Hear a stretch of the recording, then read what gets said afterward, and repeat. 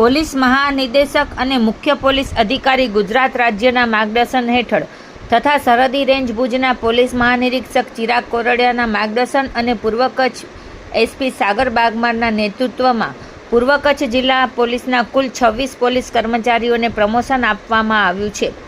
પ્રમોશનમાં 15 police કોન્સ્ટેબલને head constable તેમજ 11 હેડ કોન્સ્ટેબલને ASI તરીકે બઢતી આપવામાં આવી હતી. આ અવસરે તારીખ 4 ઓગસ્ટ 2026ના રોજ ગાંધીધામ ખાતે પાઇપિંગ સેરેમની યોજાઈ હતી.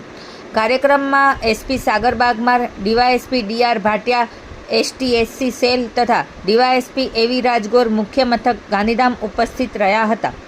અધિકારીઓએ પ્રમોશન મેળવનાર તમામ પોલીસ કર્મચારીઓને શુભેચ્છા પાઠવી તેમની ઉજ્જવળ કારકિર્દી માટે શુભકામનાઓ વ્યક્ત કરી હતી.